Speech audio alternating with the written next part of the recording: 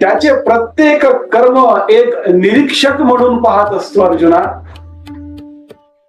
असा निरीक्षक, कर्माचा निरीक्षक, वासनांपासून स्वतःला अलिप्त ठेवतो अर्जुना. प्रत्येक कर्म करत असताना तो कधीही कर्माच्या परिणामांचा, कर्मफळाचा विचार करत बसत नाही अर्जुना.